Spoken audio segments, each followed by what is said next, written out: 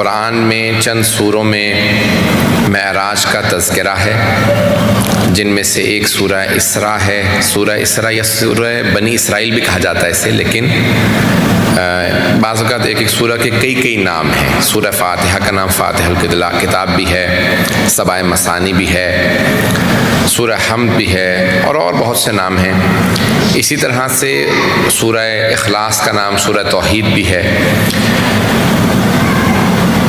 بہت سے سوروں کے بہت سے نام ہیں۔ تو سورہ بنی اسرائیل یا سورہ اسراء سورہ نمبر 17 ہے، 17 سورہ ان دا ہولی قرآن۔ اور اس سورہ کے اندر اللہ سبحانہ و تعالیٰ نے معراج کا تذکرہ کیا، اسی لیے بہت سے اس کو سورہ بنی اسرائیل نہیں کہتے بلکہ سورہ اسراء۔ اسراء یعنی سیر کروانا، رات کے وقت سیر کا نام اسراء ہے، اور اس میں معراج کا تذکرہ ہے۔ اس کے علاوہ سورہ نجم، سورہ نجم سورہ نمبر 53 ہے، اس کے اندر بھی معراج کا تذکرہ ہے۔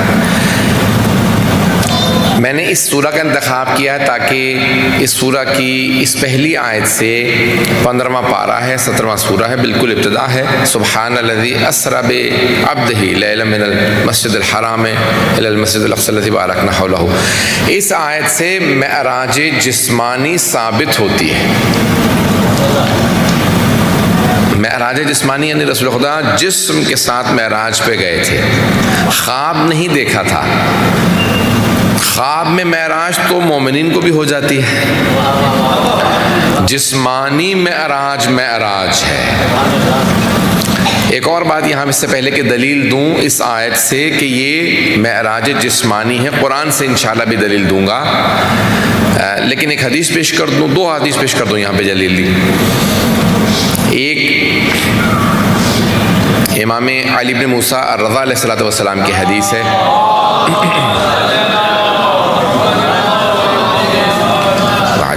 فرماتے ہیں کہ جو چار چیزوں کو نہیں مانتا وہ ہمارا شیعہ نہیں ہے۔ جو شفاعت کو نہیں مانتا وہ ہمارا شیعہ نہیں ہے، جو معراج جسمانی کو نہیں مانتا وہ ہمارا شیعہ نہیں ہے۔ بہرحال باقی چیزیں بھی ضروری ہیں، لیکن یہ دو چیزیں کیونکہ آج معراج سے متعلق ہیں، اس میں شفاعت بھی ہے اور اس میں معراج جسمانی بھی ہے۔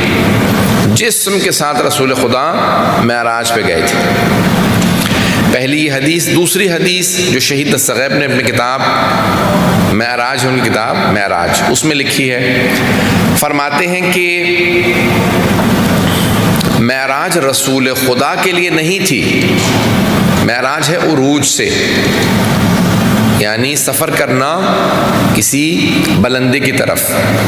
تو وہ فرماتے ہیں معراج رسول خدا کے لیے نہیں تھی کہ رسول خدا کوئی ترقی کرنے جا رہے تھے یا آسمان کی سیر کرنے جا رہے تھے تو وہ معاذ اللہ ان کا مقام کم تھا، معراج پہ جانے سے بڑھ گیا، ایسا نہیں ہے۔ توجہ ہے لوگوں کی؟ ہمارے کیونکہ دوسرے مسلمان بھائیوں کا زور اسی بات پہ ہے کہ پیغمبر کو معراج ہوئی اور اس سے ان کا رتبہ بڑھ گیا، ان کا مقام بڑھ گیا، اس لیے ہمارے ہاں بعثت پہ زیادہ تاکید کرتے ہیں، معراج پہ کم تاکید کرتے ہیں کہ بعثت رسول خدا کا اعلان رسالت آج ہی کا دن تھا، اور معراج آسمان پہ جانا۔ علامہ طباطبائی نے بحث کی ہے کہ 2 مرتبہ پیغمبر کو معراج ہوئی ہے، بعض نے اس سے بھی زیادہ لکھی ہے، لیکن علامہ طباطبائی کہتے ہیں 2 سے زیادہ مرتبہ ثابت نہیں ہے، لیکن 2 مرتبہ ثابت ہے قرآن کی روح سے۔ اب مجھے اس میں بحث نہیں ہے کہ 2 مرتبہ معراج پہ گئے، لیکن وہ یہ کہتے ہیں، بہت سی بحث کرتے ہیں ہمارے برادران کہ رسول خدا معراج پہ گئے، اس کے بعد پھر رسول خدا کو ترقی ملی، وہ ترقی ہوئی جو دوسرے انبیاء کے پاس مقام نہیں تھا کہ آپ معراج پہ گئے۔ آج ذرا میں وہ سب پیش کروں گا۔ ہمارے علماء کا نظریہ یہ ہے کہ یہ پیغمبر کے لیے ویسے ہی ممکن تھا، معراج پہ جانے کی وجہ سے ممکن نہیں ہوا، ان کا ویسا ہی رتبہ تھا، اللہ نے بنایا ہی ایسا تھا کہ ان کا اتنا مقام تھا، معراج پہ جانے سے ان کا کوئی رتبہ بڑھا نہیں ہے۔ توجہ کیجیے گا۔ تو اب کیوں معراج پہ گئے، کیوں لے کے گئے؟ شہید دستغیب نے پوری ایک روایت وہاں پہ بیان کی ہے، کتاب ہے ان کی، لیکن میں خلاصہ کر کے اشارہ کر رہا ہوں، صرف آگے بڑھ جاؤں گا۔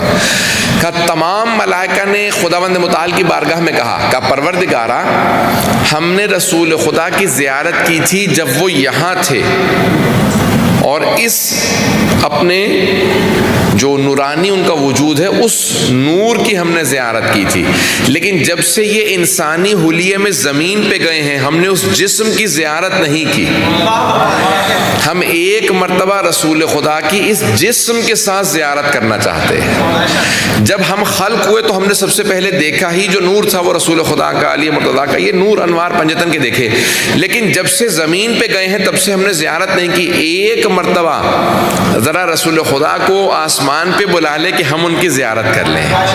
جب سارے ملائکہ نے اللہ کی بارگاہ میں کہا، التجا کی، تو اللہ نے کہا کہ میرے حبیب ذرا ایک مرتبہ اس جسم کے ساتھ آپ عرش اعظم پہ آئیں تاکہ سارے ملائکہ آپ کی زیارت کر لیں۔ اور سارے ملائکہ نے استقبال کیا کہ رسول خدا کی ہمیں زیارت نصیب ہوئی۔ تو عروج اگر دیکھنا ہے تو پھر فرشتوں کو عروج ملا ہے رسول خدا کی زیارت کر کے۔ وَإِلَّا رسول خدا کا رتبہ بہت عظیم ہے، باعظمت ہے۔ اب تک تو واضح ہے سب لوگوں کے لیے بات، سب کو سمجھ میں آ رہی ہے۔ تو اب رسول خدا صلی اللہ علیہ وسلم کا مقام کیا ہے؟ بعثت سے مراد آج بعثت بھی بہرحال ہے، تو اس طرح اشارہ کر دوں کیونکہ ایک بھائی نے بھی ذکر کیا کہ بعض لوگ کہہ رہے تھے کسی ٹی وی کے اوپر کہ رسول خدا جو ہیں وہ جناب جبرائیل نے ان سے کہا اقرا پڑھیں، تو انہوں نے کہا میں تو پڑھنا جانتا نہیں ہوں، استغفر اللہ۔ ایسے البتہ صحیح بخاری میں ہے کہ رسول خدا نے معاذ اللہ جب پہلی وحی آئی تو انہوں نے خودکشی کرنے کی کوشش کی اور اپنے آپ کو گرانے کی کوشش کی، جناب جبرائیل نے ان کو روک لیا۔ یہ ہمارا عقیدہ نہیں ہے، ہمارا نظریہ یہ نہیں ہے۔ اللہ تعالیٰ نے اس کو اپنی المیزان میں جواب لکھا ہے، ہمارے تمام علماء نے اس کا جواب لکھا ہے۔ اہل بیت علیہ السلام نے اس کو رد کیا، انہوں نے کہا کہ معاذ اللہ رسول خدا کے لیے کوئی اگر پیغمبر نہیں جانتے تھے کہ میں نبی ہوں، رسول ہوں، تو وہ دوسری دنیا کو کیا سکھانے کے لیے آئے تھے؟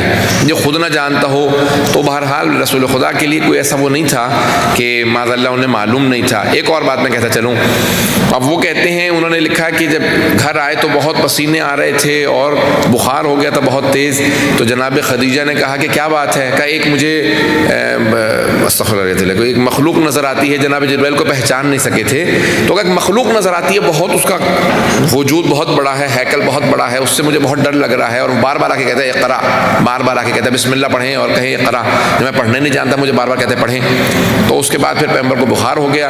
جناب خدیجہ نے کہا میرا کزن ہے، وہ کرسچن منک ہے، وہ ایک پادری ہے عیسائی، اس کا نام ورقہ بن نوفل ہے، اس کے پاس چلتے ہیں شاید وہ بتا دے کہ کیا ہے۔ تو اس کے پاس گئے اور اس نے ورقہ تو سمجھتے ہیں نا، ورقہ پیج کو کہتے ہیں نا اردو میں، تو ایک ورقے نے مدینۃ العلم کو بتایا کہ آپ نبی ہیں، اور اس کے بعد پھر رسول خدا نے کہا کہ معاذ اللہ استغفر اللہ، کہ اچھا ٹھیک ہے، پھر یہ جو نظر آ رہا ہے مجھے بار بار کا وہ کوئی فرشتہ ہے اللہ کا، جناب جبرائیل ہوں گے اور وہ آپ کے پاس آ رہے ہیں۔ استغفر اللہ، ایسے نبوتیں ثابت نہیں ہوتی بلکہ مشکوک ہو جاتی ہیں۔ پتہ نہیں بات واضح ہو رہی ہے نہیں ہو رہی ہے؟ تو عزیزان گرامی، جناب رسول خدا جو تمام انبیاء علیہ السلام کے سردار ہیں، خاتم النبیین ہیں، اس طرح سے ان کی نبوت ثابت نہیں ہوتی۔ ہمارا یہ عقیدہ ہے کہ 2 برس کے سن میں رسول خدا کا دل صاف کرنے کے بعد انہیں پاک و پاکیزہ نہیں کیا، جو آئے ہی دنیا کو پاک کرنے کے لیے ہیں، انہیں پاک ہونے کی ضرورت نہیں۔ تو اب سب توجہ کریں گے، معراج کیا ہے، رسول خدا کی بعثت کیا ہے؟ بعثت یہ ہے انما بعثت لاتمم مکارم الاخلاق۔ توجہ کیجئے گا، بعثت تھوڑی سی میں اشارہ کر کے آگے بڑھوں گا۔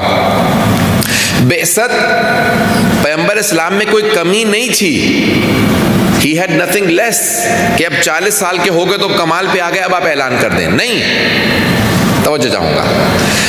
پیغمبر میں کوئی کمی نہیں تھی کہ جس کی وجہ سے جناب عیسیٰ کے حوالے میں کہہ رہے ہیں انی عبداللہ آتانی الکتاب وجعلنی نبیہ، میں اللہ کا بندہ ہوں، اس نے مجھے نبی بنایا ہے، کتاب دے کے بھیجا ہے۔ تو ایسا نہیں ہے، اور یہ بہت سے عیسائی کہہ دیتے ہیں تمہارے قرآن میں لکھا ہے جناب عیسیٰ نے گہوارے میں کلام کیا اور تمہارے نبی 40 سال کے سن میں جا کے نبی بنے۔ نہیں، 40 سال کے سن میں نبی نہیں بنے۔ پیغمبر خود فرما رہے ہیں کنت نبیا وآدم بین الماء والطین، ابھی آدم کی مٹی مٹی تھی، پانی پانی تھا، اللہ نے مکس بھی نہیں کیا تھا، میں اس وقت بھی نبی تھا۔ پیغمبر اسلام خود فرماتے ہیں میں اس وقت نبی تھا، میں اس وقت تھا نہیں۔ بہت فرق ہے ہونے میں اور نبی ہونے میں، بہت فرق ہے۔ کہا میں جب سے تھا میں تب سے نبی تھا، نبی بنا نہیں ہوں، نبی ہی آیا ہوں۔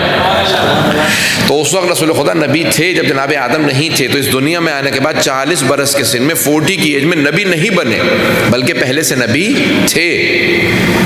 اگر بات واضح ہو رہی ہو تو پیغمبر اسلام پہلے سے نبی تھے. اب جب پہلے سے نبی تھے تو جناب رسول خدا 40 برس کے سن میں نبی بنے نہیں ہیں بلکہ اعلان رسالت کیا. کیوں؟ کیا کمی تھی؟ کوئی کمی نہیں تھی. توجہ ہے؟ آج امام مہدی علیہ السلام میں کوئی کمی نہیں ہے جو آپ ظہور نہیں کر رہے ہیں. آپ مکمل ہیں, آپ کامل ہیں, آپ کے اندر کوئی کمی نہیں ہے. آپ اپنی ولایت کے لحاظ سے, امامت کے لحاظ سے پورے کمال پہ ہیں, پرفیکشن کے اوپر فائز ہیں, کوئی کمی نہیں ہے. معاشرے میں کمی ہے. جب معاشرہ تیار ہو جائے گا تو امام ظہور کر جائیں گے. سوسائٹی میں کمی ہے, ہمارے ہاں اطاعت کی, علم کی, اس سمجھ کی, سوچ کی, ہم میں کمی ہے, امام میں کمی نہیں ہے. اب تک تو توجہ ہے لوگوں کی میرے ساتھ. معاشرے میں اطاعت کی کمی ہے, فرما برداری کی, علم کی, معرفت کی کمی ہے, ہم میں کمی ہے, امام میں کمی نہیں ہے. رسول خدا صلی اللہ علیہ وسلم میں کوئی کمی نہیں تھی, معاشرے میں کمی تھی. معاشرے میں کس چیز کی کمی تھی؟ علی ابن ابی طالب کی کمی تھی, محافظ رسالت کی کمی تھی.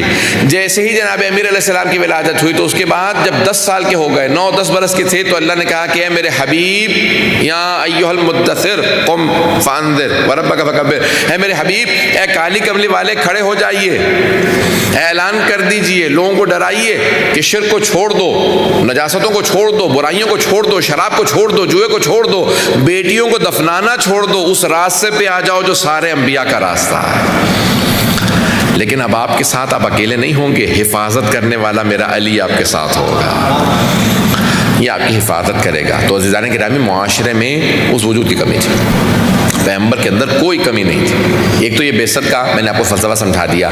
اب وقت نہیں ہے کہ میں دونوں کو ساتھ ساتھ موضوعات کو لے کے چل سکوں اور تفصیل سے پیش کر سکوں. تو اب بعثت, رسول خدا کی حدیث صرف ایک پیش کر دو, انما بعثت لاتمم مکارم الاخلاق, میں مکارم اخلاق کو, جتنے بھی اخلاقیات ہیں, ان کو ان کے کمال پہ پہنچانے کے لیے بھیجا گیا, مبعوث کیا گیا ہوں. میری بعثت تمام اخلاقیات کو, ایتھکس کو اس کے کمال پہ پہنچانے کے لیے ہوئی ہے. اللہ نے مجھے بھیجا ہے. تو عزیزان گرامی, جو سب سے مشکل قوم تھی, جو سب سے مشکل قوم تھی, جو سب سے مشکل لوگ تھے, وہ اس زمانے کے عرب تھے. بھئی آج کے عرب اتنے مشکل ہیں, تو آپ سوچیے اس زمانے کتنے مشکل لوگ رہے ہوں گے. اتنے ڈیفیکلٹ پیپل تھے, بہت ہی ڈیفیکلٹ, یعنی مشرک بھی تھے, سخت دل بھی تھے, بدو عرب, بیٹیوں کو جو زندہ دفنا دیتے ہوں. تو جو سب سے مشکل قوم تھی, ان کے لیے اللہ نے سب سے باعظمت, سب سے عظیم نبی کو مبعوث کیا. کہا جو سب سے مشکل ہے میرے حبیب, آپ سب سے باعظمت ہے, انک لعلی خلق عظیم, آپ خلق عظیم کے مالک ہیں, میں آپ کو مبعوث کر رہا ہوں کہ آپ جا کے ان کو تبلیغ کریں. توجہ ہے سب لوگوں کی میرے ساتھ. تو عزیزان گرامی, اللہ نے سب سے عظیم نبی کو, سب سے بڑے نبی کو سب سے مشکل لوگوں میں بعثت کی, بھیجا, اور پیغمبر اسلام نے ان لوگوں کو بھی اسلام کی دعوت دی, لوگوں کو مسلمان کیا, لوگوں کو اخلاق. عزیزان گرامی, اب بہت سے لوگ یہ کہتے ہیں کہ جو کافر تھے انہیں مسلمان بنایا, مسلمان کو مومن بنایا, مومن کو متقی بنایا, متقی کو یقین کے درجے پہ فائز کیا, جو یقین کے درجے پہ فائز تھا اسے کل ایمان بنایا. عزیزان گرامی, رسول خدا نے جو بے زر تھے انہیں ابو ذر بنا دیا, جو غیر مسلم تھے انہیں سلمان بنا دیا. عزیزان گرامی, کسی کو مقداد بنایا, کسی کو عمار بنایا. یہ پیغمبر اسلام کا کمال تھا, جس کو دیکھتے تھے اگر اس میں ظرفیت تھی تو پیغمبر نے اسے کمال پہ پہنچا دیا. جن میں خود ظرفیت نہیں تھی وہ محروم رہے, پیغمبر کے پاس وہ محروم رہے جن میں اپنی ظرفیت اچھی نہیں تھی, جن کا اپنا ضمیر اچھا نہیں. یہ بعثت ہے.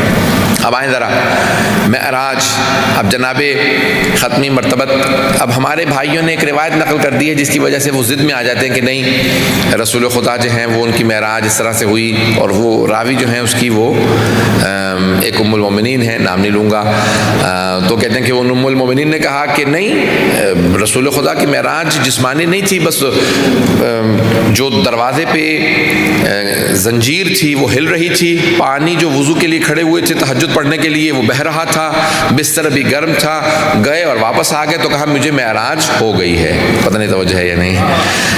اب وہ ضد بنا لی ہے ان سارے مسلمانوں نے, کہتے ہیں کیونکہ ام المومنین نے بیان کیا ہے, اب رسول خدا کے بس اتنی سی معراج ہے, وہ گئے ہیں اور وہ کچھ نہیں ہوا, اور اس کے علاوہ کچھ نہیں ہے, چند لحظوں کی ہے, اور وہ معراج خواب میں تھی. عزیزان گرامی, اولاً تو یہ حدیث ضعیف ہے. کیوں؟ کیونکہ ان ام المومنین کی شادی پیغمبر اسلام سے مدینے میں ہوئی ہے,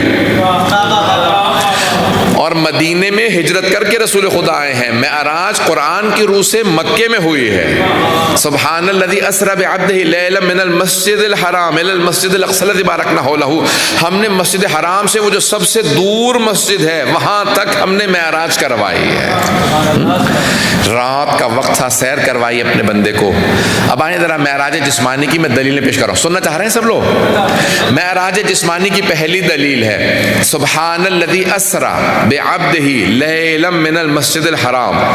یہ کہ اللہ کا کہنا کہ لیلن یعنی رات کے وقت معراج کرانا. رات کہتے ہیں ایک زمان کو. زمان اور مکان تو سب سمجھتے ہیں نا, ٹائم اینڈ اسپیس.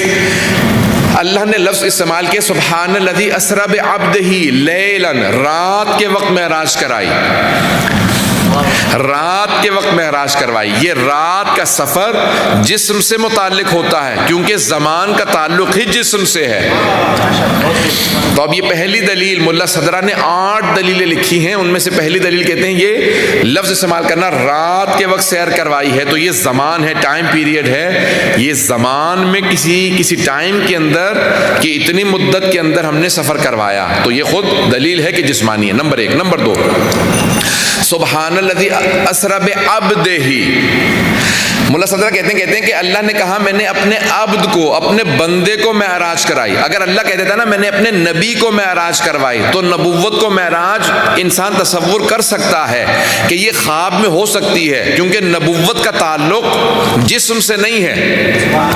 نبوت عہدہ ہے, منصب ہے, لیکن جب کہتے ہیں نا عبد تو یہ بندگی جسم سے وابستہ ہے. پتہ نہیں توجہ ہے یا نہیں؟ فلسفے کی روح سے دیکھیں, میرا ایک مثال کے طور پہ آپ کہتے ہیں کہ عالم دین ہیں, میں ایک معلم ہوں, ٹیچر ہوں. یہ کوئی بھی ٹیچر کہاں ہے؟ معلم کہاں ہے؟ عالم دین کہاں ہے؟ یہ باہر نہیں ہے. یہ ساری کی ساری مجھ علی رضا رضوی سے وابستہ ہیں. اگر میں نہ ہوں تو آپ ان چیزوں کو نہیں سمجھ سکتے. پتہ نہیں توجہ ہے یا نہیں؟ لیکن یہ ساری چیزیں اگر سمجھ میں آتی ہیں تو میری وجہ سے سمجھ میں آتی ہیں کہ اگر ٹیچر ہے تو یہ ہے. تو انسان سے وابستہ اس کے عہدے ہوتے ہیں, لیکن عبدیت کا تعلق, بندگی کا تعلق جسم سے ہے. پتہ نہیں ہے نہیں. اب میں فلسفے کی پوری بحث یہاں پہ پیش کر رہا ہوں. تو عبدیت کا تعلق جسم سے ہے. عبد کو اللہ سبحانہ و تعالیٰ نے کہا میں نے اپنے عبد کو سیر کروائی, رات کے وقت سیر کروائی. تو سیر کروانا عبد سے متعلق ہے, رات سے متعلق ہے, دونوں جسم پہ دلالت کرتی ہیں. آئیں ذرا ایک اور دلیل پیش کر دیتا ہوں, پتہ نہیں کس حد تک لوگ میرے ساتھ چل رہے ہیں. سبحان الذی اسری بعبدہ لیلا من المسجد الحرام الی المسجد, من اور الی. اب یہ 2 اور دلیلیں ہیں. جب بھی کہا جاتا ہے نا عربی میں من ابتدائی غایت کے لیے آتا ہے, الی انتہائی غایت کے لیے آتا ہے. من from and الی to. جب بھی آپ کہتے ہیں نا میں نے اپنے کہا کہ میں اپنے گھر سے یہاں پہ آیا ہوں, from and to, تو عزیزان گرامی کوئی نہ کوئی ابتدائی غایت ہے, کوئی نہ کوئی انتہائی غایت ہے. there must be a point of beginning and a point of end. کوئی شروع اور کوئی آخر کی جگہ ہے. خواب کے اندر ابتدا اور انتہا کی کوئی جگہ نہیں ہوتی. یہ ابتدا ہونا اس کا مطلب ہے جسمانی معراج ہے, یہ انتہا ہونا اس کا مطلب ہے معراج جسمانی ہے. پتہ نہیں اب تک ہیں یا نہیں. تو اب یہ 4 دلیلیں ملا صدرہ. اس کے علاوہ اور ابھی آپ حضرات کی توجہ مجھے بتا رہی ہے کہ میں انشاءاللہ اس کو سمیٹ لوں, موضوع کو معراج پہ چلا جاؤں تاکہ جو ہے وہ زیادہ پیچیدہ گفتگو نہ ہو. آپ لوگ معراج پہ نہ جائیے گا. مومن معراج پہ صرف خواب میں ہی جاتے ہیں, کوئی جسم کے لحاظ سے نہیں جاتا. تو انشاءاللہ آپ لوگ میرے ساتھ ہی رہیں, معراج پہ مت جائیے گا, میرے ساتھ رہیں. توجہ تو ہے سب لوگوں کی میرے ساتھ؟ عزیزان گرامی, اب معراج رسول خدا کی شروع ہوتی ہے اور لفظ آیا ہے براق. لفظ براق ہے, براق برق سے ہے. برق کہتے ہیں بجلی کو. آج سائنس نے یہی دریافت کیا ہے نا کہ جب تک کہ اسپیڈ آف لائٹ سے ٹریول نہ کریں تب تک کوئی نہیں جا سکتا آسمانوں پہ, کوئی پار نہیں کر سکتا. پیغمبر نے بھی کہا براق, برق رفتار. پتہ نہیں توجہ ہے یا نہیں؟ جو برق رفتار ہو, جو لائٹ کی سپیڈ سے چلتا ہو, اسے براق کہا جاتا ہے. جب لوگوں نے پوچھا یا رسول خدا یہ براق کیا چیز ہے, کبھی تمہیں سمجھ نہیں آ سکتا, بس تم یہ سمجھ لو تم گھوڑے پہ سواری کرتے ہو, میری سواری کا نام براق ہے. عزیزان گرامی, اب جتنے لوگوں نے گھوڑے پرکے والے بنا دیے ہیں یہ سمجھے بغیر بنائے ہیں. اب یہ کیا مخلوق ہے، کس طرح سے پیغمبر اسلام کو اسپیڈ آف لائٹ کے ساتھ لے جایا گیا، اب وہ کیا شے تھی، کیا مخلوق تھی، کس طرح سے سواری تھی، وہ پیغمبر کے حساب سے تھی تاکہ نہ آپ کو نقصان ہو، یہاں سے لے کے وہاں تک معراج ہو جائے۔ آج تک یہ حل ہی نہیں ہو سکا کہ براق ہے کیا اور سفر معراج کیا ہے۔ اس کو اگر کوئی سمجھا ہوتا تو سب لوگوں نے گھوڑا بنا دیا، اس کے پر لگا دیا اور کہا کہ یہ رسول خدا کی سواری ہے، اس کا نام براق ہے۔ پتہ نہیں توجہ ہے یا نہیں ہے۔ براق برق سے ہے، برق کہتے ہیں بجلی کو، لائٹ کو، اگر بات واضح ہو رہی ہو تو۔ اب وہ لائٹ کا پیغمبر اسلام نے نور کا تصور دیا، بہت سے لوگوں نے فوراً ایک جو ہے وہ سفید رنگ کا نور کا گھوڑا بنایا، اس کے پر بنا دیے، کا وہ اڑا کے لے گیا۔ عزیزان گرامی، آج تک کسی کو معلوم ہی نہیں ہے کہ براق کیا ہے، کہ رسول خدا صلی اللہ علیہ وسلم کو براق پہ معراج ہوئی۔ اب تک تو بات واضح ہو رہی ہے سب لوگوں کے لیے۔ اب آئیں، رسول خدا معراج پہ گئے اور ساتھ میں کون آیا استقبال کے لیے؟ جناب جبرائیل آئے، کہا یا رسول خدا میں آپ کو لینے کے لیے آیا ہوں۔ اور ایک ایسا وقت آیا کہ رسول خدا چوتھے آسمان پہ پہنچے جہاں پہ جنت ہے اور جہاں پہ بیت معمور ہے، جو آسمان کی مخلوقات ہیں ان کا قبلہ وہاں پہ ہے۔ تو ایک مرتبہ اللہ نے قرآن کے اندر کہا کہ میرے حبیب ان سب سے سوال کیجئے۔ جناب امیر سے ایک مرتبہ کسی نے سوال کیا تھا، یہ قرآن کے اندر آیت آئی ہے، اے میرے حبیب سوال کیجئے ان سب سے کہ انہیں نبوت کیسے ملی۔ اس کا مطلب ہے ان سب سے سوال کیجئے، یعنی انبیاء سے۔ یہ قرآن کی آیت ہے، قرآن زمین پہ نازل ہوا ہے۔ اب اگر رسول خدا نے اس پہ عمل کیا تو کیسے عمل کیا، اور اگر عمل نہیں کیا تو پھر اللہ کی نافرمانی کی معاذ اللہ۔ تو مولا نے کہا کہ سوال کرنے والے میں تجھے بتاتا ہوں، یہ سوال فرش کا ہے ہی نہیں، یہ عرش کا سوال ہے۔ یہ جب پیغمبر معراج پہ گئے تھے، دونوں طرف صفے بنائے کھڑے تھے سارے انبیاء، سب سے آگے جناب ابراہیم کھڑے تھے، رسول خدا کے استقبال کے لیے سارے انبیاء کھڑے تھے۔ ایک مرتبہ اللہ نے کہا میرے حبیب رک جائیے، آگے مت جائیے گا، ان کا استقبال قبول نہ کیجیے گا، ان سب سے سوال کیجیے انہیں نبوت کیسے ملی۔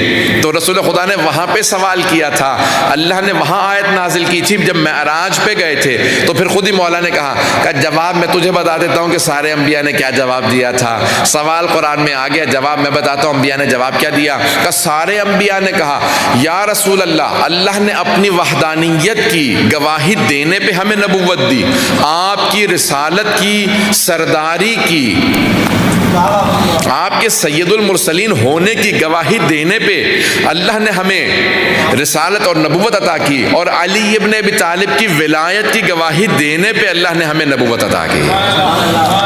تو فوراً بہرحال یہاں پہ سوال کیا، سارے انبیاء نے استقبال کیا۔ اس کے بعد پانچویں آسمان پہ گئے، چھٹے آسمان پہ، اور ایک ایسا وقت آیا کہ خود جناب جبرائیل نے ایک جملہ کہا کہ لو دنوتو لحترقتو، لو دنوتو انملتن لحترقتو، اگر میں ایک پور برابر بھی آگے بڑھ جاؤں یعنی ٹپ آف دی فنگر، میں اتنا بھی فاصلہ اگر آگے بڑھوں تو میرے پروں کو جلا دیا جائے گا، اس سے آگے جانے کی مجھے اجازت نہیں ہے، صرف یہ آگے آپ کا مقام ہے، آپ جا سکتے ہیں۔ تو کیوں صرف رسول خدا جا سکتے تھے؟ کہ اب آگے کا جو رتبہ ہے وہ صرف پیغمبر اسلام کو جانے کی اجازت تھی۔ جناب جبرائیل کہتے ہیں کہ یہ جو عرش جہاں آ جاتا ہے وہاں ہمیں بھی جانے کی اجازت نہیں ہے۔ اب حدیث معراج کے میں نے انگلش میں ترجمہ کیا ہے، وہ رسول خدا نے وہاں بتایا کہ کیا کلام ہوا، بہت سی باتیں ہوئی، ان میں سے کچھ باتیں پیغمبر نے بتائیں۔ میں نے مکمل کر دیا موضوع کو، تھوڑے سا آپ کا وقت لوں گا، ابھی 5 سے 10 منٹ اور لوں گا، کہ میں نے بہت سی چیزیں چھوڑ دی، جتنا جلدی نہ ہو سکتا تھا میں نے مختصر پیش کیا ہے۔ جب پیغمبر اسلام معراج سے واپس آئے تو سارے صحابہ نے سوال کیا۔ تفسیر صافی مرحوم فیض کاشانی جو ہمارے بزرگ ترین محدثین میں مفسرین میں ہیں، ان کی تفسیر کا نام ہے تفسیر صافی، حدیث کی کتاب ہے الوافی، اور ان کی بے انتہا کتابیں ہیں حدیث کے موضوع پہ، علم کلام پہ، فلسفے پہ، ہر موضوع پہ ان کی کتاب ہے۔ ون آف دا گریٹسٹ علماء، ہمارے عظیم ترین علماء میں شمار ہوتا ہے فیض کاشانی کا، ملا محمد محسن فیض کاشانی۔ تو انہوں نے اپنی تفسیر صافی میں لکھا ہے، تفسیر میں لکھا ہے کہ سارے صحابہ نے رسول خدا سے سوال کیا، یا رسول اللہ، اللہ نے آپ سے کلام کیا؟ کہاں؟ کہا خود اللہ نے کلام کیا؟ کہاں؟ کہا اللہ کی آواز کیسی ہے؟ کہا کہ یہ تو میں نے خود اللہ سے سوال کیا۔ یا ربی، پروردگارا، انت کلمنی ام علی، پروردگارا کیا تو مجھ سے بات کر رہا ہے یا علی مجھ سے بات کر رہا ہے؟ تو فوراً پروردگار نے مجھے جواب دیا کہا کہ انا کلمتک، میں نے تم سے کلام کیا ہے میرے حبیب، میں تم سے بات کر رہا ہوں۔ تو کہا کہ پروردگارہ یہ علی کے لہجے میں کیوں کلام کیا؟ کہا میرے حبیب جب میں نے آپ کو اپنے قریب دیکھا اور دیکھا کہ آپ کے دل کے اندر ایک اضطراب ہے، تو میں دلوں کے بھید جانتا ہوں۔ جس کو آپ سے سب سے قریب پایا، جو آپ سے سب سے زیادہ قریب تھا وہ علی ہے، آپ کے دل میں جو بسنے والا تھا وہ علی تھا، جو سب سے آپ کو محبوب ہے، جو سب سے زیادہ آپ کو پسند تھا وہ علی تھا۔ اے میرے حبیب اس لیے میں نے علی کے لہجے میں آپ سے کلام کیا۔ تو کہا میں پروردگار نے مجھ سے علی کے لہجے میں کلام کیا۔ کہا کیا کچھ کہا؟ کہا کہ حدیث معراج جہاں پہ اخلاقیات بیان کیے کہ آپ کی امت سے کیا توقع۔ کہا میرے حبیب کیا آپ جانتے ہیں میں نے آپ کا سارے انبیاء پہ کیوں انتخاب کیا؟ سارے انبیاء میں نے آپ ہی کو کیوں چنا کہ آپ سردار انبیاء بنے؟ تو کہا صحابہ نے یا رسول خدا پھر آپ نے کیا جواب دیا؟ کہ میں نے فوراً پروردگار سے کہا کہ پروردگار تو بہتر جانتا ہے۔ دیکھیں کتنا پیارا انداز ہے۔ یہ نہیں کہتے کہ ہاں میں جانتا ہوں تو نے میرا انتخاب کیا، یہ نہیں کہتے کہ ہاں میں جانتا ہوں، کہ نہیں پروردگار تو بہتر جانتا ہے۔ عزیزان گرامی جب انسان کسی عظمت کی بارگاہ میں ہو تو بڑائی پیش نہیں کرنی چاہیے بلکہ اپنے آپ کو چھوٹے انداز سے پیش کرنا چاہیے۔ کہ پروردگار بہتر جانتا ہے کہ تو اس نے کیوں انتخاب کیا میرا۔ کہ میرے حبیب اسی وجہ سے کہ آپ جیسا اخلاق کسی اور نبی کا نہیں ہے۔ اگر سب کو میں اخلاق پیش کرنے کے لیے کھڑا کر دیتا تو آپ سے بہتر اخلاق کسی کا نہیں تھا۔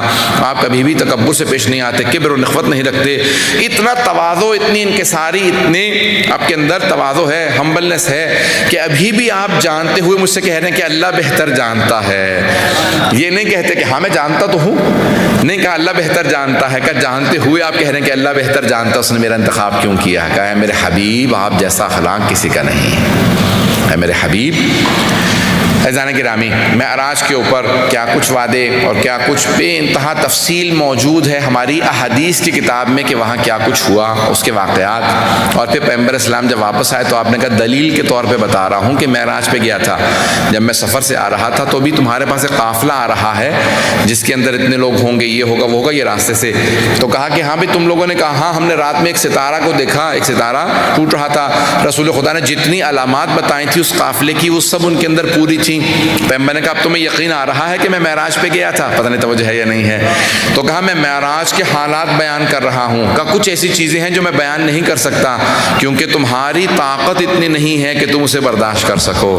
کہا یا رسول خدا ہمارے لیے بھی کوئی تحفہ لے کے آئے ہیں؟ کہا ہاں ایک تحفہ لے کے آیا ہوں۔ کہا اللہ نے معراج پہ مجھے 5 نمازوں کا تحفہ دیا ہے، 5 نمازوں کا تحفہ دیا ہے۔ کدی 50 نمازیں تھیں لیکن پھر ہم نے ترخیص کروائی اس میں، کہا کہ پروردگارہ کم کر دے، کرتے ہوئے اللہ نے 5 نمازیں کر دی۔ توجہ ہے سب لوگوں کی؟ کہا کیونکہ کہا 5 نمازیں کر دی لیکن اللہ نے قانون بنا دیا امت محمدی صلی اللہ علیہ وسلم کے لیے کہ من جاء بالحسنۃ فلہ 10 امثالها، جو ایک نیکی انجام دے گا اسے 10 گنا ثواب ملے گا۔ پتہ نہیں بات واضح ہوئی ہے نہیں؟